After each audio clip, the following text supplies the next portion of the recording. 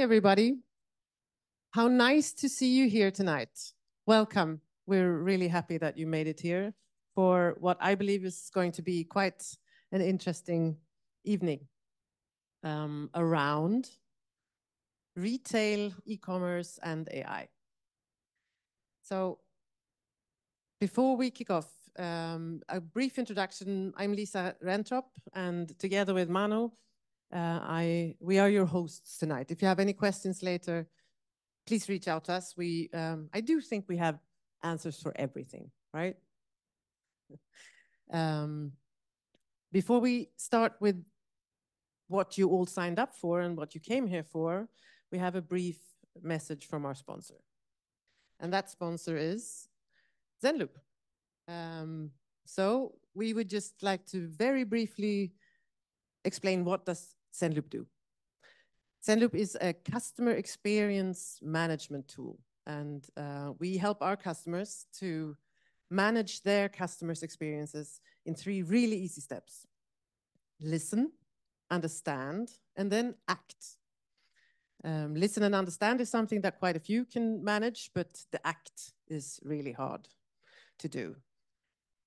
To give you just in one brief slide a picture of what we do, we help our customers to find out how their customers, their users are experiencing their product or their service whenever they are interacting with it. If it's online, if it's offline, if it's in an app, on a website, by interacting with the customer service, anytime.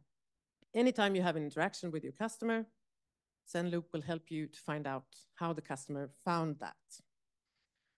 That feedback comes into zenloop, and we aggregate it, we label it, we structure it, we interpret it for you, and we use AI, of course, while doing that.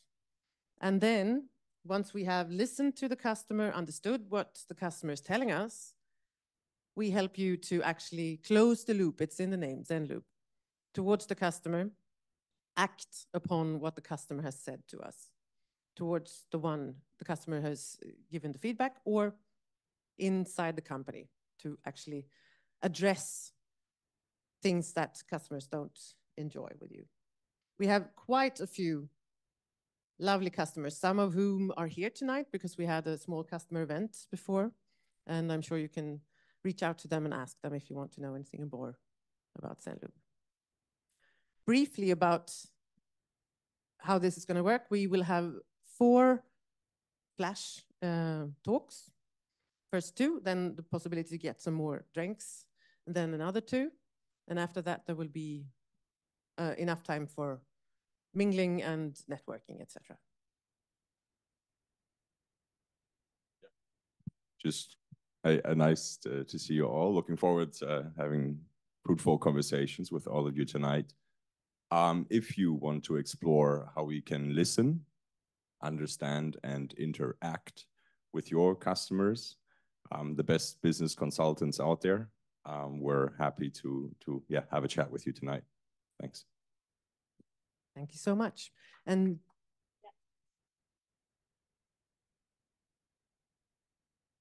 that was the word from the sponsor. Now moving over to the reason that we're all here. We are going to hear from 4 real experts about AI and applications in retail and e-commerce. Ali Shaheen is our zenloop CTPO, and he will share some of his insights with you. Jonathan Heuser, design and marketing lead for GLS Next. Then we have Jaime Gomez, CEO and co-founder of Lux. Where are you? There you are. Thank you. And Philipp Müller, who is the CEO and co-founder and founder of Signatrix. They are going to share with you. Ali is going to talk about the AI disruption that is going on right now, how transforming ideas into reality can be done at lightning speed, as we do it at zenloop. Philipp will talk about physical retail and how AI can be implemented there with cameras that are already in place. Jaime will talk about AI-powered immersive experiences in search, among others, I believe. And then we have Jonathan talking about AI innovations in marketing. I'd like to hand over to Ali first. Right. One thing, I'm not an expert, basically, because nobody's an expert in AI. And whoever says that is either not, or doesn't know what he's talking about, or is just exaggerating. So nobody's an expert. So my goal in the next 15 minutes is basically just two. One, how AI has really transformed CX at Zenloop.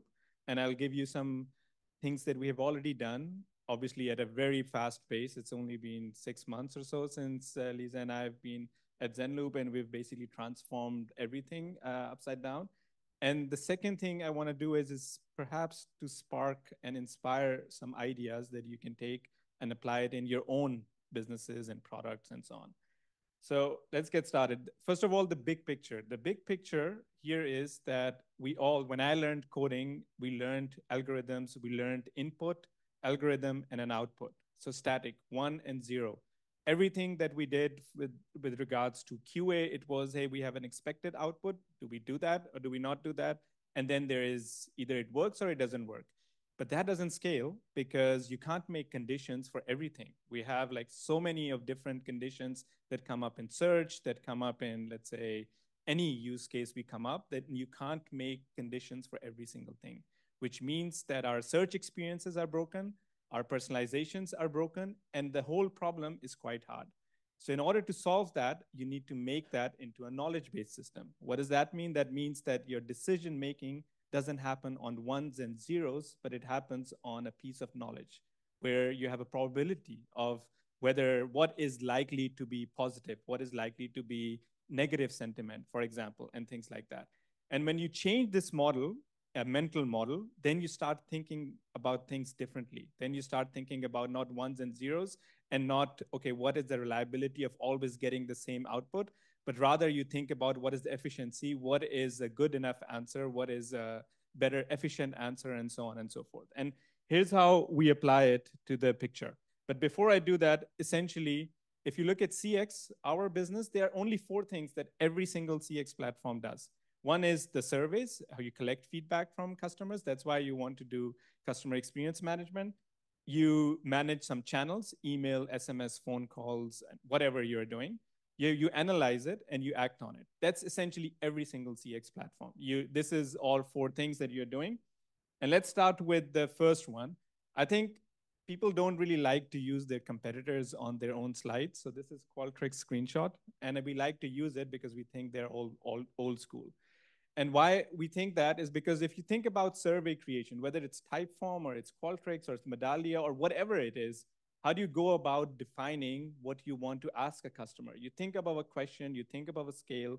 You say if you want to create a conditional question, for example, if it's positive, I want to ask this. If it's negative, I want to ask this. It's complicated. What if you want to do a market research questionnaire, which is like a lot of different flows? What if you want to add piping to it? It becomes super complicated, which is why almost every single system is really hard to use, is very static, and it's not really easy to work with. And so what we've done is we said, okay, this doesn't work. We just want to specify what we want to measure, and we want the surveys to be created automatically from it. So we simply specify, in this case, we simply specify, I just want to track a post-experience survey, and then the survey is created based on the company, based on the touch point, whatever it is. Imagine if you have a customer transaction email and a survey is automatically created for it, and you don't have to define it. You just define what parameters are there, and then the survey is there. What if it's a abandoned cart survey? What if it's, let's say, an exit survey, and so on and so forth? So what our goal is that there will be no need to have surveys defined manually. And what is happening here is that the AI is actually defining the survey, and then we are simply rendering it on the screen, which makes things super, super easy overall. Now go to the next step. Okay, how do you generate insights to it? So now here we get a little bit techie on it. And the reason I do this is because I want to show you what happens internally on this and how does this work. I was talking to someone and I said, actually, the problem with AI is, and a lot of people think about it like this, is that you start using it and you give natural language input and you get output and you say, okay, wow, it's great, but how does it work for my business? The problem with natural language input is it's too broad. And when it's too broad, then anyone, it's humans or AI, it's hard to condense it into a consistent output. So what do? You change the input into a structured input, which can be represented in the code. So for example, I define a structured input, which is a dictionary or the instruction on how I want to analyze a feedback. I just add the feedback. I say, okay, which model I want to use and whatnot, and I get a really good structured output, which says, here are the labels in the feedback. Here's the sentiment for each label. Here's the action you want to take, and here's let's say the next steps you can do, or auto replies you want to do, or translation you want to do, and so on. And every single AI application that you can think of, you can basically simplify it with structured input and structured output, and then you have a knowledge-based system, which is AI-driven. If you don't do that, then you struggle with, okay, consistent inputs, consistent outputs, and so on, and that makes things a lot difficult. So this is basically the secret sauce of converting any idea into a reliable AI thing. And now a lot of people say, hey, but large language models are not really reliable and they are not consistent and so on. And this is how you make it consistent. And this is one of the key, I think, insights that you can have. And so how do you apply to all of this? So when we started doing this, the first thing was really cool. We create this surveys, and when we talked about, hey, how do we revamp Zenloop, and we said, okay, we put AI at the core. And the more we started to do it, the more we realized that we can actually do more, which means that everything we do in the organization, whether it's support, whether it's development itself, whatever it is, we rethink our way of working. So for example, if we have to do front-end development, we would not do front-end development the way people used to do in old school, or let's say a few months ago. We generate the front-end code and then we start using it, which means that no matter how many front-end engineers you have now you can do a lot more. Your front-end engineers become full-stack engineers, or they are just not enough overall of the skills that they have. So you change the output of people. You also say that you don't want to have, let's say, complexity within people's mind only. You want to convert that into a knowledge-based system, which means your documentation, your code base, everything becomes the knowledge base. So I would even argue that all of us as knowledge workers, we always think that we are irreplaceable because of our experience and because of what we know about individual customers. And I think that's no longer true, because every knowledge that we have in the organization now for the first time can actually be digitized and is easily, let's say, retrievable. And that's what we've done. So we have done these three key things that are there in our organization. One is zero-day onboarding. What is zero-day onboarding? It's basically when I join, let's say, Zenloop, and I want to work on a code base, which is 7 years old. I mean, it's how long does as even a senior engineer takes to actually understand a code base that's 7-year-old with lots of layers of hacks around it and multiple people who worked on it. And so what you do is you simply start indexing it with AI. AI documents everything, and AI guides you on how to get started with the code. So for example, if I get a customer problem, I don't need to go to an engineer. I just ask the AI, get the answer, and then I'm directly in the code and what to change. And that is sometimes, in fact, I would say 70% of the times more accurate than even a human, because no human knows the complete code base, and no human has a complete idea of where everything is. AI does, and it gives you the right answer to where to go. Then we do it with what we call continuous autonomous knowledging, which is continuously documenting the code base, the discussions we're having, our tickets and everything, and we index it all. And the third thing is auto prospecting and engaging, which is basically that we would automatically extract the leads. We would do phone calls, follow-ups, and so on and so forth. So all of that can be done through AI. And so what I would say is that now these are just a snapshot of what you're doing. I think every single thing that we do can be done with AI at 10x the productivity that we do right now. If you're not doing it, it means either somebody else will do it and outpace you, or at one point you will have to do it sooner or later. So when I was doing this, I said, okay, it's 10 minutes. You can't really do a demo. And I like to always do a demo. And I say, okay, I have to really do a demo. So what do I do? So what I'll do is I'll actually make a call to our support line. And this is actual AI that will talk. And I've never done it before. So, and it's AI because you never know it works or not, but that's why we say YOLO. So let's see. And let's see what happens. Hi, this is Josh at Zenloop. How can I help you? Hey, Josh, I have lots of people here. Can you tell them about AI a bit?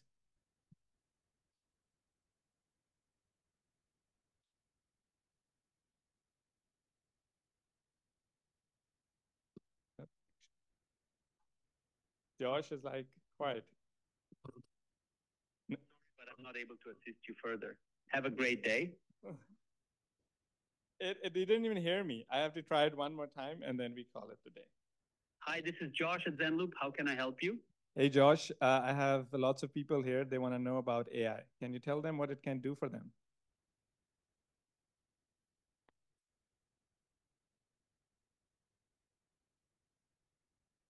What?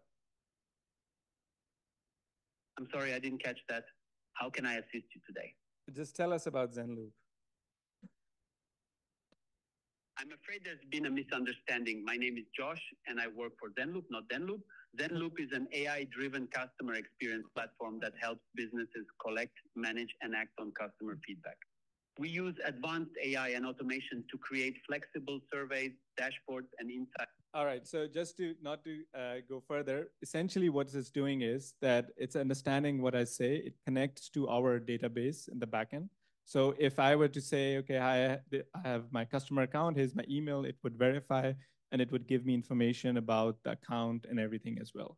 And so what you can think about this is that this connects directly to our voice service as well. So in this case, it's very open-ended and I can just ask him random question. I didn't ask him, hey, I have people said got confused, but in general, if you have a phone survey, which currently costs, let's say, a few euros per call when people are doing that, it now becomes completely automated and completely open. And in this case, imagine you have a support call that is coming in and you can easily handle it. In e-commerce, that means you have a 24/7 support, which is really, really accurate. And it's essentially following all your quality guidelines in a way.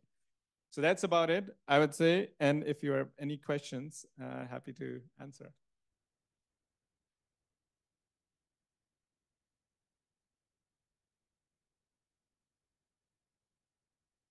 Hi, I really appreciate your presentation style. You're very conversational and easy to present and talk to. I had a question to pick your brain in terms of sentiment analysis and comparing, contrasting, say, building on top of OpenAI Assistance API versus maybe Anthropic Cloud or Google Vertex. And especially, so you mentioned a lot about the consistency of information and knowledge. So fine-tuning versus RAG and the different techniques, and which company do you prefer, which models do you prefer? And yeah, if you could dive deep into that, that'd be really interesting. So we don't really tie into specific models, right? So you have here, in this case, we use 3.5 and we use others as well.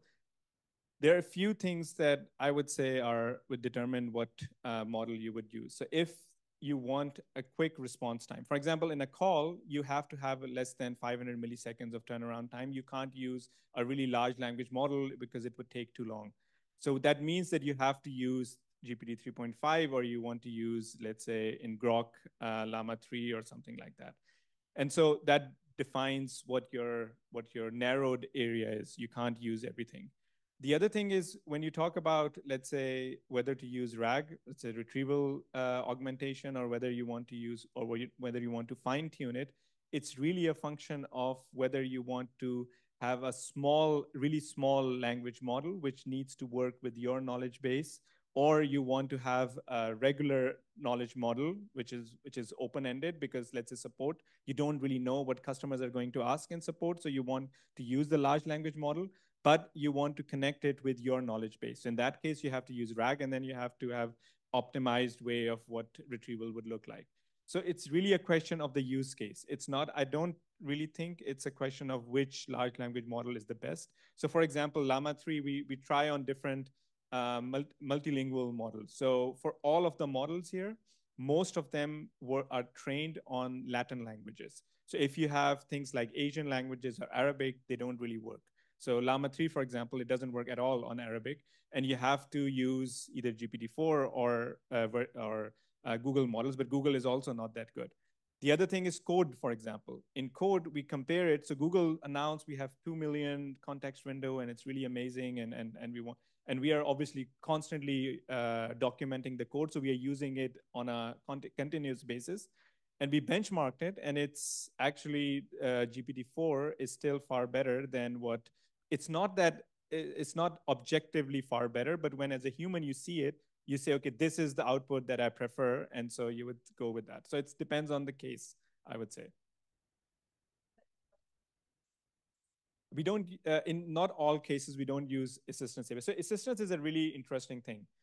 What I do normally is that I would use it as prototyping. So for example, I want to quickly create this. This is our dictionaries module, and I wanted to quickly set it up.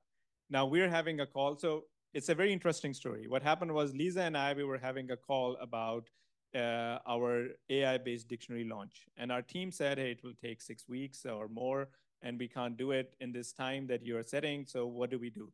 So while our team was explaining to Lisa, hey, this is what will take longer, I created an AI assistant with Assistant API.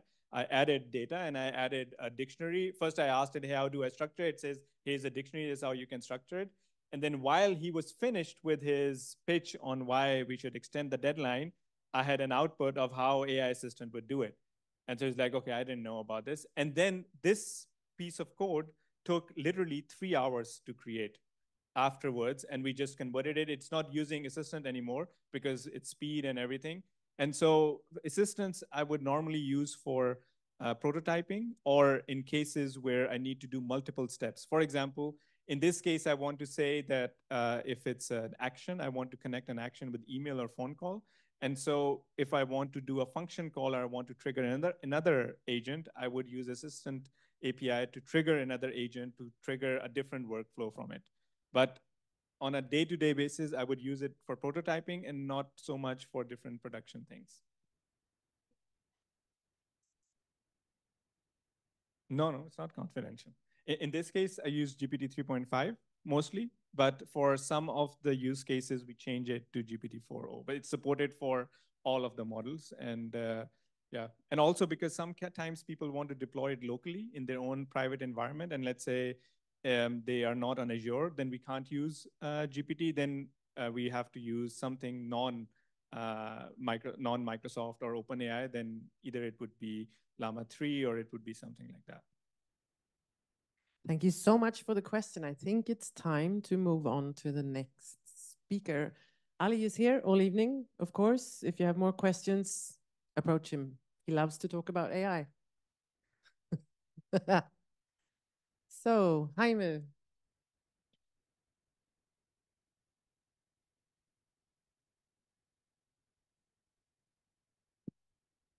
Thank you. I need a minute to change here.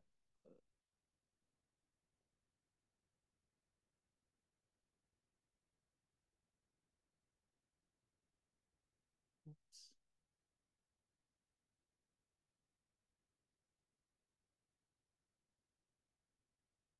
All right. Perfect. Hi, everyone. My name is Jaime Gomez. I'm the co-founder of Lux, which is a portfolio company here of a Merantix Venture Studio. And we develop software applications that use immersive tech for e-commerce. We use augmented reality and diffusion models, GenAI, to build experiences that put the customer at the center of the experience, to maybe increase conversion. That's our hope. And today I'm here to discuss how could this immersive technology powered by AI, it could change how e-commerce is done. And when we think of immersive e-commerce, most of you are probably thinking of a virtual try-on button. But today, actually, I want to talk a little bit, I want to go a bit further than that. I think that the virtual try-on button and us seeing ourselves dressed up with clothes or seeing furniture in our living room is not necessarily the way we shop. And it could be, but the thing is that this button is at the end of the funnel. And what I will try to convince you today, or at least brainstorm with you, is to bring this button or this experience to the beginning of the journey. And that's where we think the real impact of AI in e-commerce could be. Now, fair warning, I'm not advocating for you to stop everything that you're doing in marketing, and you'll see in a second what I'm talking about, and start working on this. But this is rather a concept and idea to shield yourself of, and maybe touch upon an opportunity that could be opened by the moment where we are with AI. So, right. But before we jump into what is it that I'm proposing exactly, and I give you a few examples, I want to paint a bit of a picture of where consumer e-commerce is today. So the e-commerce landscape, it's a bit complex. It's a bit chaotic at the moment. The marketers are facing a low margin environment, and this is happening mostly because of three factors. One of them is an overcrowded market. I mean, you just gotta go to Amazon and try to sell something there. Everything exists in Amazon. And if you're a D2C brand, well, you need a big personality behind it to stand out and to place your product. And this is all made more complex by, I put here a Temu Shein effect because I didn't really know how to call it, but it's basically the integration of supply chains that makes it so easy for new brands or new individuals to just copy a product. The point is that the moment a product is mass produced, it is available for anyone to just replicate it. And all of this is happening under the dominance of big tech companies, of Google, Meta, TikTok, whoever that is, which not only you lose your leverage in front of an algorithm, but also you lose your customer. Your customer is not your own anymore.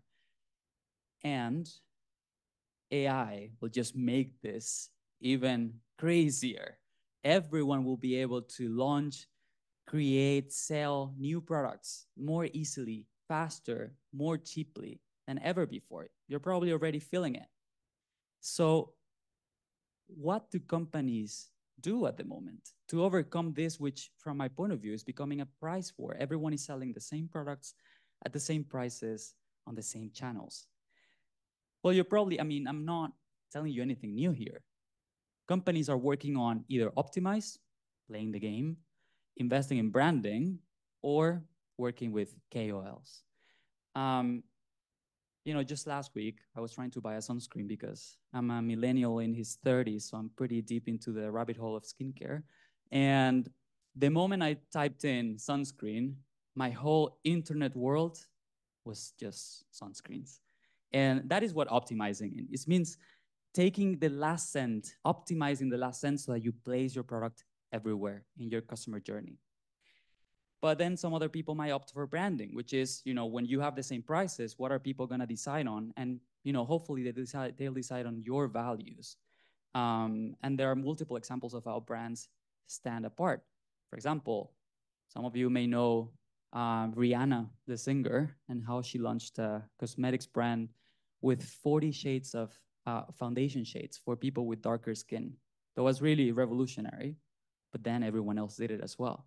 Nevertheless, people still bought Fenty and still do because of the values that Fenty has and represents. And that's what branding does, right? And then the final thing that they do is working with KOLs, key opinion leaders, fancy word for influencers. And the moment I was searching for a sunscreen and I saw this guy telling me about how he was on an airplane, and every flight attendant came to him begging him for his skincare routine when he was only wearing sunscreen, a tinted sunscreen that moisturizes his skin, and it was perfect for oily skin. He was talking to me. This is me. This is who I want to be. This is who I want to look like. Well, not exactly him, but this is the effect that I want to cause. So I was ready to shift from my Nivea $8 sunscreen to paying $40 for a sunscreen that is not even sold in Germany. And that is really the effect that you want to have with your consumers. You want your consumers to go crazy about your products and be able to pay whatever and buy it from whoever to get it. And that is none other than personalization. That is what all of these techniques aim for at different degrees. The more personal, the more expensive, and of course, the less scalable. So the question is, how can brands now fight in this price war scenario? And of course, you may be guessing the answer. I already spoiled it a little bit. We think it's immersive technology. We think it's placing the user at the center, making them see themselves using, wearing the products that they're about to buy, making them the influencers and scaling that. That's the power of AR that AR has, for example, or if used correctly, diffusion models like we're doing with what people call Gen AI. So, and that's really what the opportunity lies with. That's what we believe the opportunity AI is opening up for retailers. And my message for you today, it's not to build a virtual try-on button, but to build an AI tool for your consumers. That's what we do at Lux with our customers. That's how we started. We think that if you help your consumers solve problems next to the products that they are about to buy or thinking of buying, you're capturing that user even before they decide they want that product.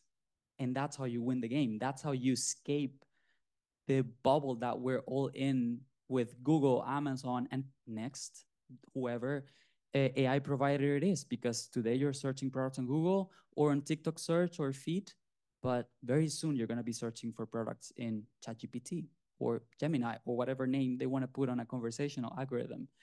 But if you build a tool, and I'll show you how in a second, you escape that and you're out of that matrix. And that's where we see the real opportunity. So I'm going to show you 3 examples that we are actually working on.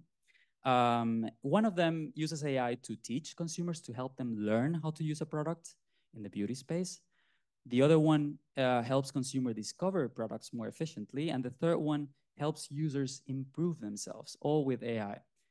So the first one, we built a makeup app with augmented reality. So we discovered that people wanted to do makeup, but makeup is complex. I have to admit, I'm not a user of makeup. I'm a pure user researcher.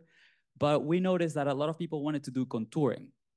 But if you don't do contouring right, apparently, people will notice quite fast. So it is a scary thing.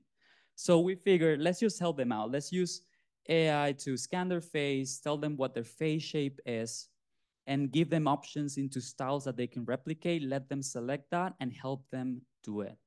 And by building such a tool, there will be a moment, we're helping them use their products, but there will be a moment where they need to buy another one, or they want to try a new trendy style and they need a new product for that.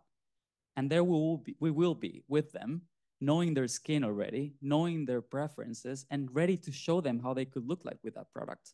So it's a new way of integrating a product that is not a website. And that's what we mean with a tool next to the products that they want to buy.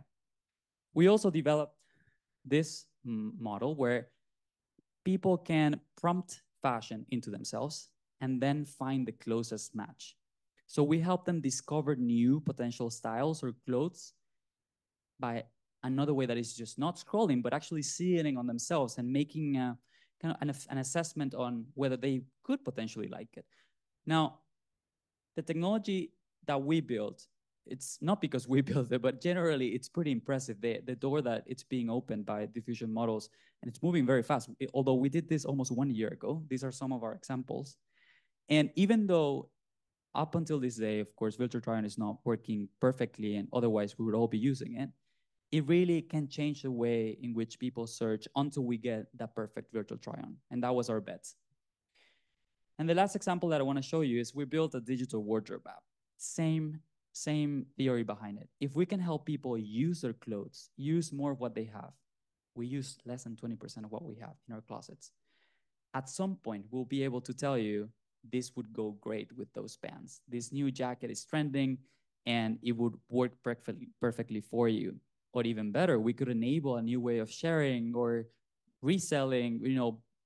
I think it's really about how can you help your consumer make a better decision, and in this case, with things that they have already.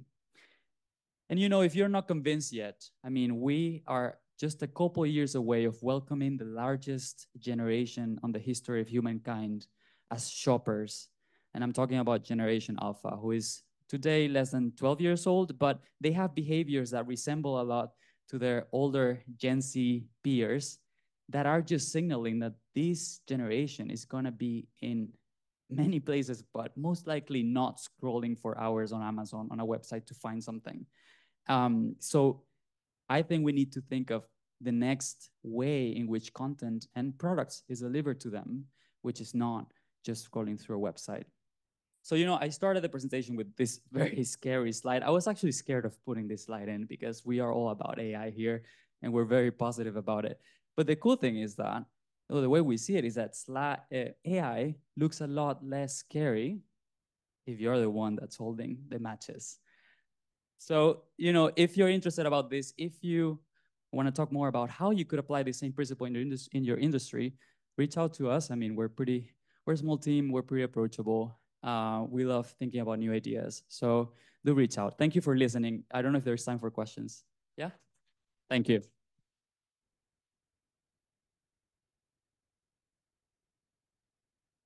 Sure. You have a question or anyone else? I had a quick question for you about your go-to-market distribution. How do you gain users?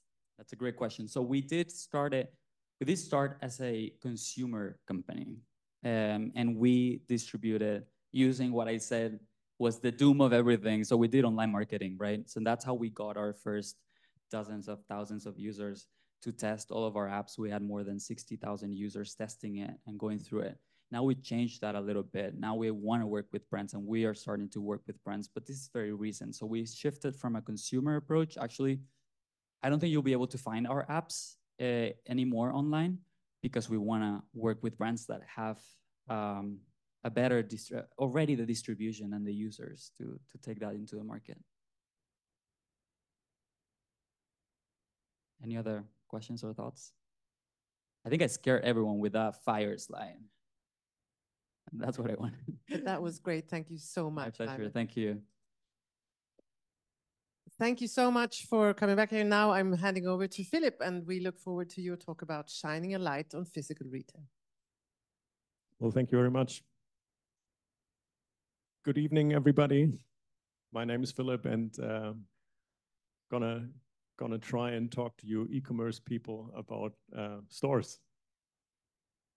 So I'm the co-founder of Signatrix, and Signatrix builds a computer vision and AI platform for sort of brick and mortar, the old school kind of store thing, which still in at least most markets sells the majority of goods.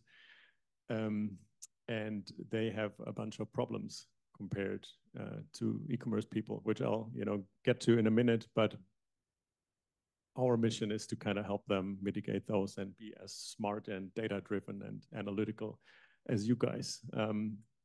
We already come a long way. We're sort of 7 years old already, so quite early to the AI wave, if you will. And but let me start with some history, as this is the AI campus and everybody's here for the big buzz. So, this is kind of to show you that, and it's been sort of our motivating factor when we started out. So when we started, was here. So what we see here is machines getting better than humans in a variety of tasks.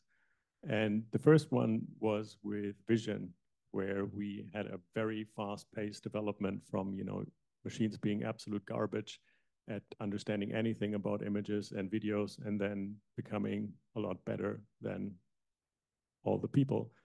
And now this is obviously happening across text, math, kind of anything, and it's not stopping. Models are becoming more grandiose, more expensive. I think we're in the hundreds of millions now, moving into the billions and probably tens of billions soon spent on model training. But this kind of led us to ask, what we're going to do with it.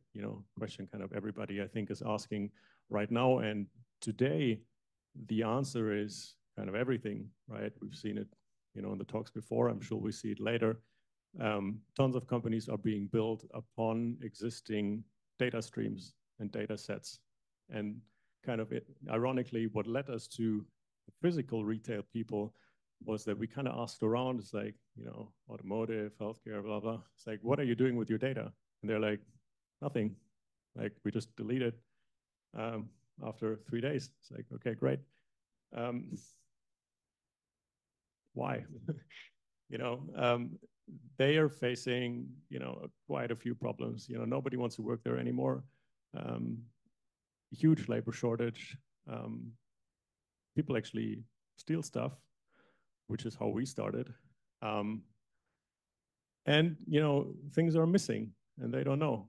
Maybe they're in the bag, maybe they're not ordered. Like, who knows, right? And you can't blame them, right? It's like 4 people on like 500 square meters. Like, who's gonna know? So as I said, we started out doing, we like, what sensors are in these stores? And obviously, everybody knows cameras, right? And they're there for security. So we said, let's do security. So we did a bunch of use cases where like helping employees in the store kind of, be better cashiers, be better employees, be more, have more eyes, right, and build assistive systems for those types of jobs. And these were great. They're deployed in many thousands of stores, primarily in grocery. But, and this is also maybe why I'm here, at least if you ask me, there's other types of stores that are not grocery, and maybe their primary concern, what they want to learn and understand about their customers in their stores, slightly different from the ones that do grocery. Because if you go into, I don't know, Rewe, you're going to buy something because you're there to shop for groceries, right? But that's not true in general. So we see, coming from that bottom right, where we actually help people control the environment and moving more and more to automated detection of out of stock. What are people doing? Are the stores in order? And then also something that obviously everybody that works in e-commerce takes for granted, how does our marketing actually perform, right? Like when you put something on your website or, have your new try-on app or whatever, you will know how it converts. People in stores usually don't know. So that's something that we're currently exploring and thinking about, how can we basically make this physical shop floor as data-driven as your typical online store. These are sort of two kind of things that are deployed at scale. One is for sort of self-checkout, where basically if you put them in, your revenue is almost not profitable anymore because people do all kinds of crazy stuff like don't scan things, relabel things. I think Tesco sells 3 times as many potatoes as they buy. And they're like, how's this possible?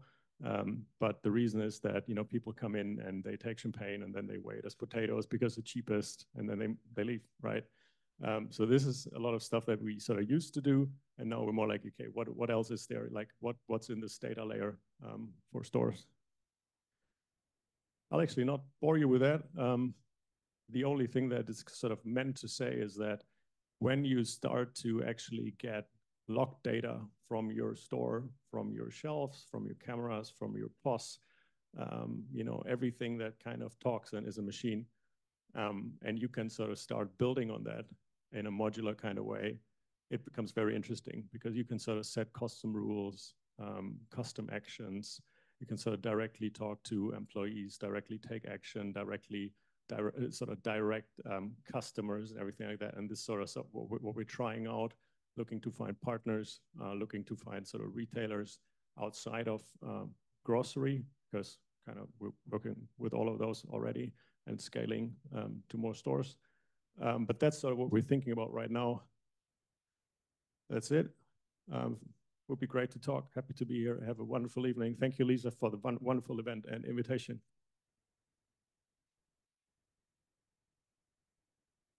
Thank you, Philipp. Do we have any questions?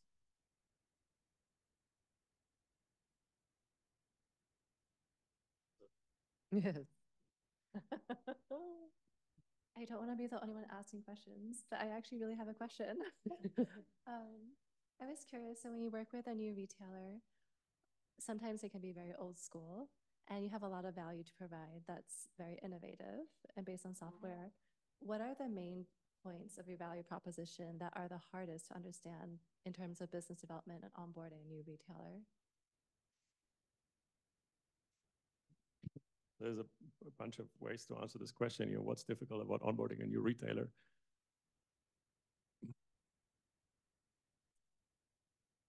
I think, you know, I think they get it. I mean, especially if you look at this, this, like everything that's blue, super easy to understand. Just do the math, right? They know that, you know, 1.5% of revenue is going to be shrink. So that's, you know, a 3% kind of profitability. It's like, you know, it's a big lever. And they know that they're losing it. So I think they're quite straightforward on that one. And it's sort of getting like this in cycles, right? Every few years, you know, something else is top of mind. But right now, I think we're in a cycle where, you know, due to retailers having to give more agency to customers all the time because they're short on staff, you know, this becomes more prevalent. So this is something that's, I think, easy, right? I think what's more difficult is, you know, then, you know, next step is like, you know, what else can we do? What else can we do? And then obviously they ask like, you know, where are my customers? You know, which shelves are my top shelves? Is my marketing working and everything like that? And we can tell them, but it's much more difficult for us to build the business case for them, right? Because they're like, yeah, I want to know, but if I ask them like, what's that worth to you? They're like, I just want to know, right? So that's kind of difficult for us. So we're not like down here, we can be very sort of results driven and sort of just take a cut of value in a sense, and they're fine with that. I think the more we're into, let's say, qualitative or, you know, data where it needs a few steps of refinement until you actually create tangible value, where you're like, okay, I've like looked at this, talked to my store managers, placed something somewhere else. Now I'm seeing the results of this, and all this process would not have started would I not have had this insight. It's like something that we're still sort of figuring out. We're currently just offering it sort of, you know, platform fee plus app fees. And now perhaps that needs to be even more packaged. Like, thanks. Yeah, there you go.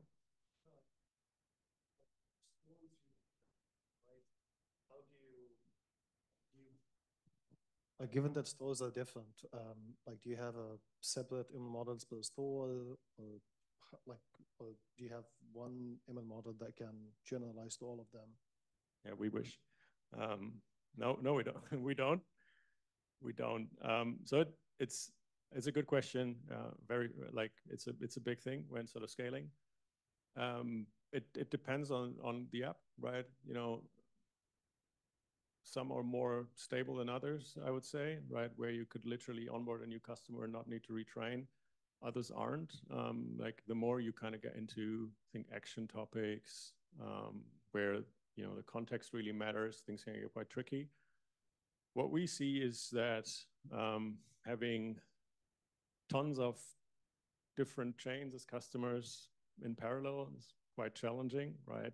Because not only is the onboarding difficult, if, you know, I think our smallest customer is like 20 billion in revenue and they're like large. But as you mentioned, right? So initial model training, onboarding the customers from a data perspective is obviously much more difficult in the beginning, and it sort of comes over time. I think what we're seeing is that sort of 5 to 10 first stores are the hardest. And then as many of these retailers are like in the multi-thousands, at least multi-hundreds of locations, after like something, you know, a couple of dozen of stores, the incremental effort kind of converges, and then we're kind of good to go and sort of push the gas. Like I have a follow-up. I assume that your customers not very technical, right? Like they're probably business people that don't know much about machine learning. Assumption, like maybe I'm wrong. No comment. How do you, I mean, like you probably need some data as well. Like how do you place that in? Like how do you tell them, okay, here's my budget for training data, and how do you know upfront how much data you would need? I mean, out of curiosity.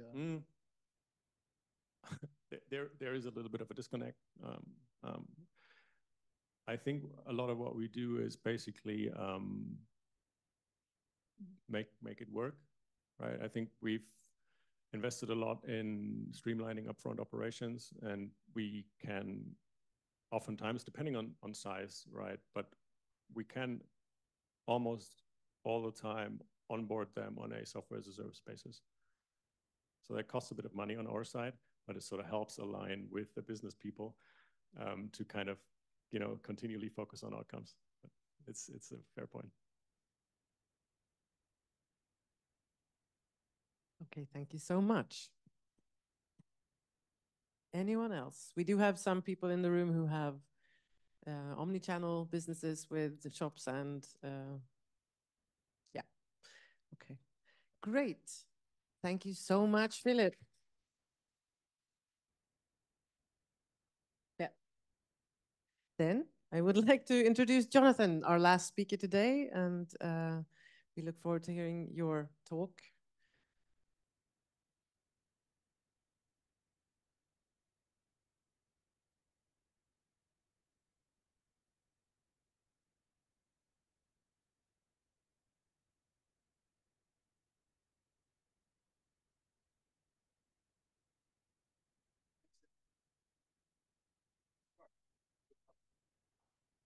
Perfect. Yeah, thank you so much for inviting me, Lisa, and zenloop and the entire zenloop team. I'm Jonathan. I'm part of GLS Next, and we are like the corporate here in the room. So we're sitting one level downstairs, and we are an in-house startup managing the private consumer business for the fourth largest parcel carrier in Germany, which is GLS. And our mission is to build the most convenient and delightful experience to send, receive, and return parcels. And GLS in itself, that's as you might know, or as it already sounds like, it's a pretty large corporate. There have been structures who have been set up and set in stone for 20 plus years. And we are set up as some sort of innovation hub here sitting in the Merantix AI Campus with around 35 people working on transforming this corporate and bringing up new ideas and bringing up some inventions, for example, here also from the startup world, and taking this into the corporate in order to get this corporate up to speed and drive them further. And we do this across the entire private consumer business of GLS. And that's something where we look into the product side as well as the engineering and the development, as well as the business development and the design, data and marketing. So we take this and we own this end to end, which is quite special compared to a lot of other innovation centers a lot of other corporates have. So we sometimes get compared with Lufthansa Innovation Hub or Porsche Digital, where they are like more focusing on innovation topics, whereas we are taking the full ownership and responsibility of the private consumer business from a P&L perspective. And with that, we are like working across these different products, and we are like having an iOS and Android app as well as a web platform where you as a private consignee or a private sender can send parcels or receive parcels and then see where your parcel is, when your parcel is being delivered and at what point in time. And of course, with this, our main revenue stream is to generate revenue through you as a private person to send parcels with us. And for that, we have set up a full end-to-end marketing and design setup, which is quite unique in the way of how we think about this. So compared to other corporates who have probably large marketing and design teams, we have to tackle the fact that the private consumer business with GLS, because GLS in itself has a strong B2B background, is quite small. So the way how we approached this when we started was looking into, okay, how can we make sure that we don't hire drastically? And we work with a hybrid model of having full-time and freelance people in to leverage as much as possible of the skills and the experience of a lot of individuals. And we have a setup and we are combining products and marketing. So That's the team we are currently working with. And in total, we are like around 35 people, but this also includes the entire engineering and so on. And then the beauty about this is that when we look at marketing, we don't look at this isolated from the product itself. So we take these both worlds together. So in the end, we are trying to work with everyone in product to create a product which can we market well, so to say, so that we find angles which we can leverage when we do then the marketing side and vice versa. So a lot of times these two components are being thought of separately from each other, but we are putting these together. And that brings us to the challenge. And that's what I mainly want to talk about, because of course, as you might not, or probably if I ask in the room how many people have sent something with GLS, a lot of people have only received a parcel with us so far, as GLS isn't the first thing you think of if you have to send a parcel to someone. So you probably think of DHL or like Hermes or maybe DPD, but not GLS. But in itself, like GLS is way bigger than you think. So we have around 10% of parcel shops in Germany. And we make $1 billion in revenue over the years. Yet at the same point, we are comparably unknown to private consumers. And that's something we want to change. So our approach right now is how we can become a really strong C2C brand, meaning that you as a private consignee or as a private sender are thinking about when you're like the next time shipping something, thinking about GLS as an option together with DHL and Hermes. And in order to do so, the thing we are looking at and what we are tackling is, of course, that we have to grow this business. And with growing this business, to get there, we have to make sure that we leverage and scale our marketing and product initiatives. And in order to do so, we are using AI. So this is what it's all about here. So how we are leveraging AI in this kind of field. And we do this in 3 different scenarios. And I want to get into these 3 different things. So we have like the creative world, of course, and we do a lot of copywriting with AI, and then we leverage eye tracking with AI. So looking into this, we have built a custom GPT for our creative production. So as you have just seen, we're like not a large team. So our challenge is how do we do a lot of ad creatives? So we run like Google Ads, but also Meta and TikTok and all the other platforms when it comes to performance marketing. And for this, for example, we can now put into our custom chat GPT that you want to have a skateboard in a parcel, and then it creates a skateboard in a parcel. And for most probably all the startups in here, that's not rocket science, but for like a corporate, that's something completely new. That's not how any of the 8,000-9,000 people working at GLS has ever thought about creating an ad creative. And we can scale this. So we can not only put a skateboard into a parcel, but we can put all sorts of things into a parcel. And of course, it's not at 100% compared to if you would do this job with like someone being good in 3D and being good in rendering these kind of things. But for like an ad creative, that's probably good enough. And then we have some different sets how we then turn these ads into real advertisements. So we have a set of different layers. So we have like a logo layer and like a text layer, and these then are being put together. So in the end, you create a final ad just with AI, and that's then also really performing well. So we have seen really good performance with completely AI-generated advertisements. And then the nice thing, and that's also a really good thing for us, is that this is saving us a lot of costs because you don't have the labor costs anymore, which if you would have done this 5 years ago, you would have probably spent a lot of money on the 3D rendering part. This is now being done in seconds. And this is helping us to play more and experiment more with this, because we are way faster in creating these kind of advertisements. And then the second thing is about copywriting. And this is really simple, but also when you are like in a corporate, this is completely new. So what we do is we create a lot of marketing sales landing pages. And now all of these sales landing pages have generated copy.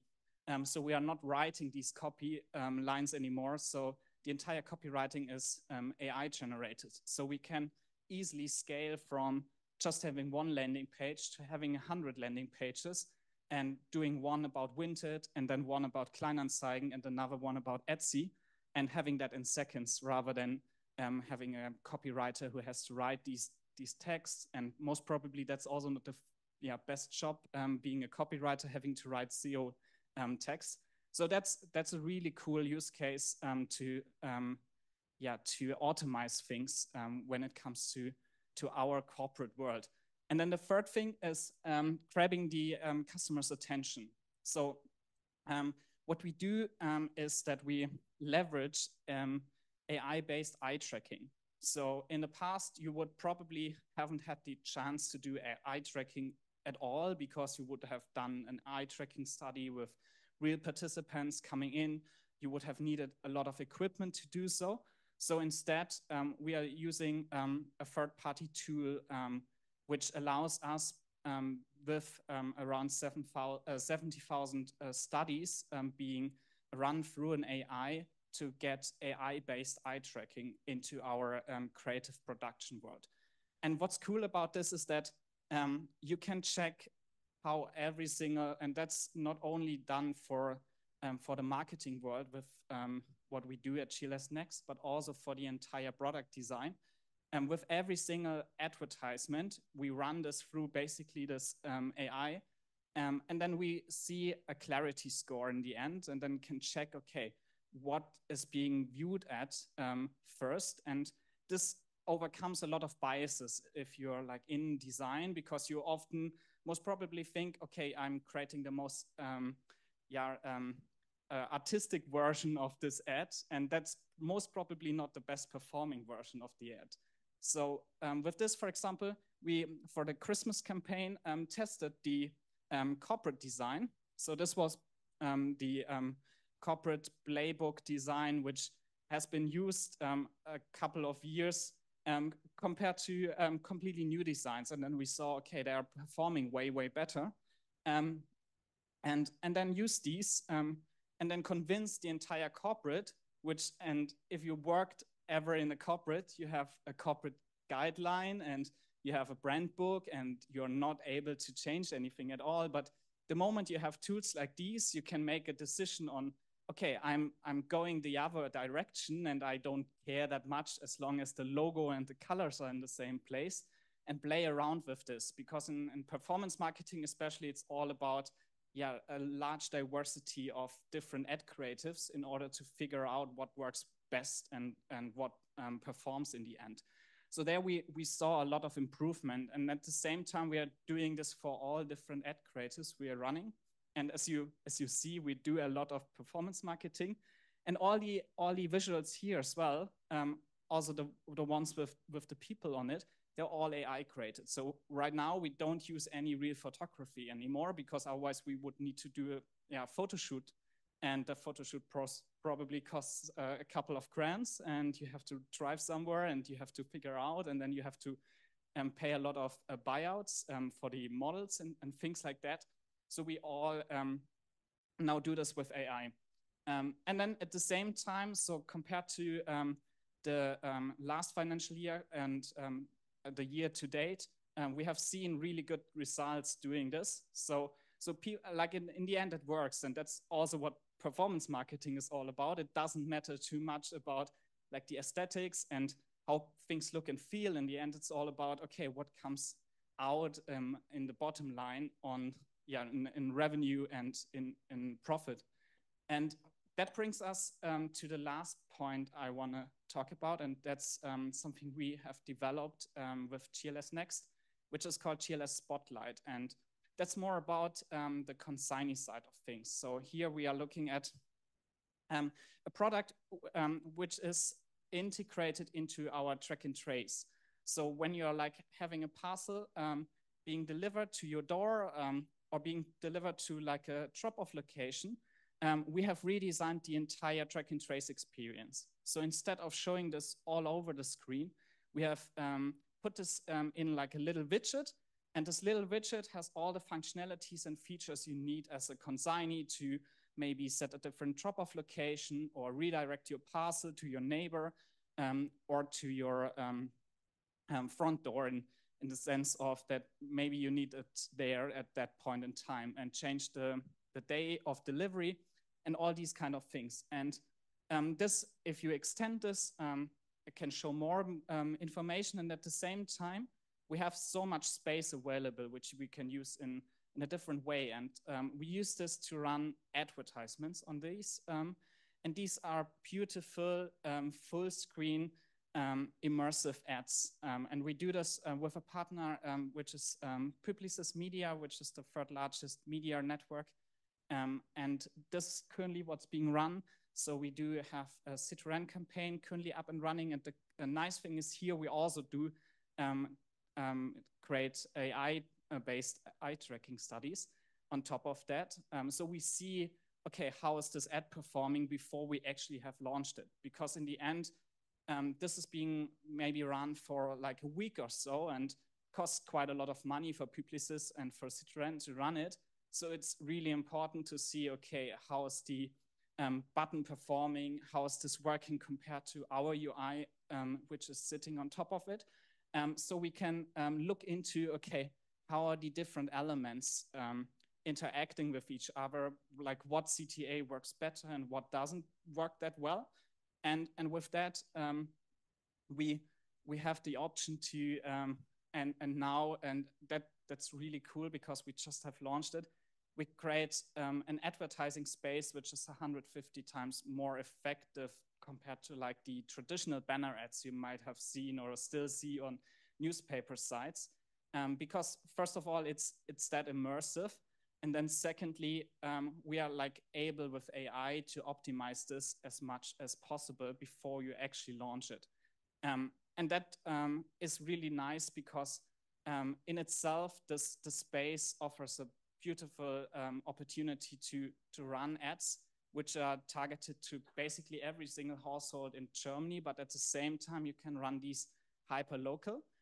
So you can target a different zip code, or you can also target a different interest group. So you can say, okay, I'm really into fashion, like looks, and then target just fashion consumers.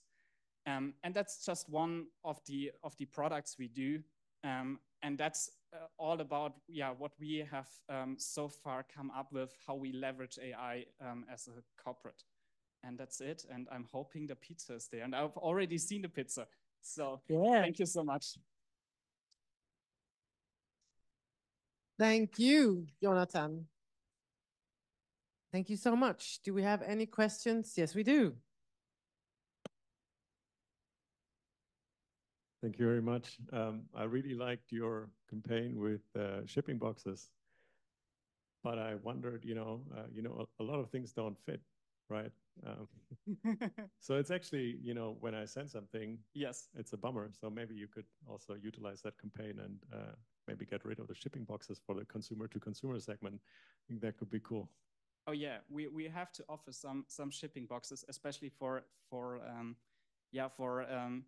things with difficult sizes, like bicycle, for example. So GLS has a USP in shipping large and bulky goods. So that's why we are like advertising like tires and bicycles. So we can do up to 300 centimeters in like, it's called good mass, which is a really German way of combining the length and the height of a parcel and the width. And then up to 40 kilograms. And yeah, we sometimes get that feedback back. In the end, it's not representative of how you pack it. It's already the unpacked version and assembled. So you have to disassemble your bicycle before you can send it. Maybe you should put that as a disclaimer in the bottom. Lovely. Thank you. Thank you so much. Do we have any other questions? Yes, we do. I'm super interested to hear more about the eye tracking. It's fascinating. So I'm curious, one, which company, which third-party provider? Two, how is it implemented? Is it on, you said desktop and mobile, is it through the camera? Three is, so you mentioned it was very effective in convincing the corporate stakeholders, which is very difficult. Yes. So do you also mix it with, say, like a mixed panel or a heap or some sort of analytics tool, like a traditional analytics tool? Yeah. Yeah, cool. So the company we work with is Attention Insight, which is a US-based company who have modeled these 70,000 AI tracking studies together to create this AI-based platform and this model to then basically generate how a real eye tracking would behave when it comes to a certain creative or like a certain landing page or a certain application. And that's then being run through a benchmarking tool by MIT to get a benchmark on, okay, how does this perform compared to the gold standard, which is of course a real eye tracking study. And I think they're at 95% accuracy. So in the end, and that's also about a lot of like corporates kind of way of working. It's not that much important if it goes to 100%. Of course, you could run it through a real eye tracking study, but at the same time, it's costly and you then probably wouldn't do it at all. So we are then taking this 80-20 approach of saying, okay, compared to not doing it at all, it's helping us to figure out, okay, also for our own work of, okay, how does the ad look if you just run it through it? Will the elements which you think are being like the highlight actually be the highlight in the heat map, or will something else draw more attention? And then it's cool to basically, yeah, give us as a decision point to stakeholders. Does this answer the question? Okay, cool. Any more? Otherwise, oh, there's one more. One from Amazon. Hi. This might be a question for most of the speakers, but a lot of people are talking about the AI that they're building and they're training and fine-tuning, but how are you actually doing that? What are you using annotators? Are you crowdsourcing the data? How are you evaluating the efficacy of your actual models when they're actually in production? How they're performing, what their quality is, and things like that? Okay, I think with what we are doing, we are just basically the users of all the models and all the AIs already being out there. So I think that question is actually more targeted towards the other three because they are more at the forefront. We're the user of something like Zenloop and something like Lux if that's becoming a thing for logistics. And then basically using these kind of tools. Okay, because earlier I think you said that you had trained a model for the advertising and things like that. So we basically do this within OpenAI's interface, and then we run this within our team as a custom GPT with basically an idea for like we first had the idea of, okay, we want to put things into parcels, and then we scribbled this down, and then we trained Dolly to do this for us. Any more? Otherwise, does anyone else want to reply to that? Philipp or Jaime? You have a question or?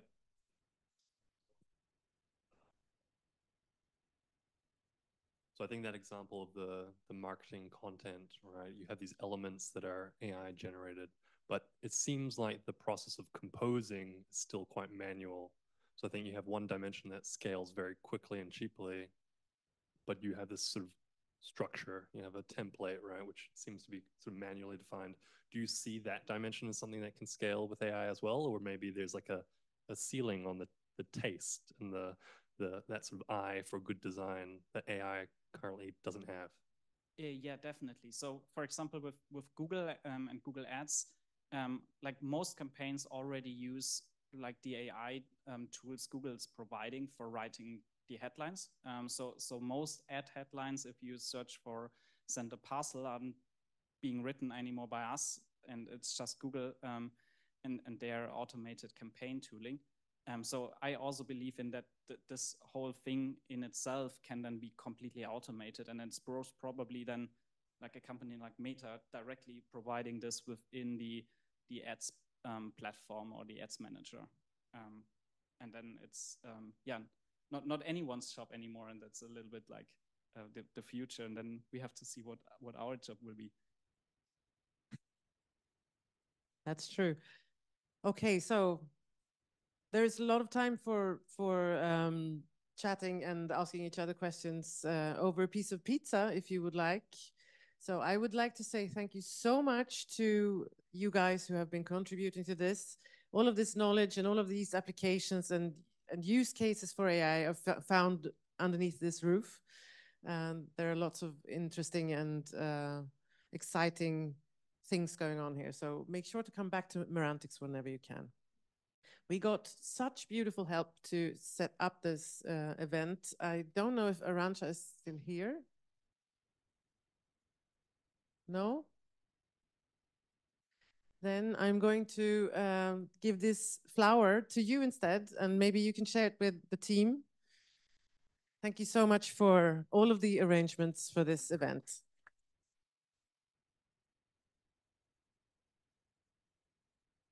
And so I have one of these. It's very tasty chocolate. If you should really talk to the speakers today because they will each have one.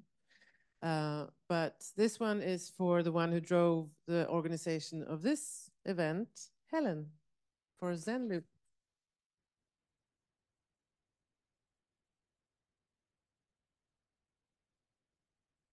Okay, so I think there is pizza over there. There is a way to get to the pizza here. There are lots of cold drinks to be had. I wish you all interesting talks, and I look forward to seeing you around. Thank you. Bye.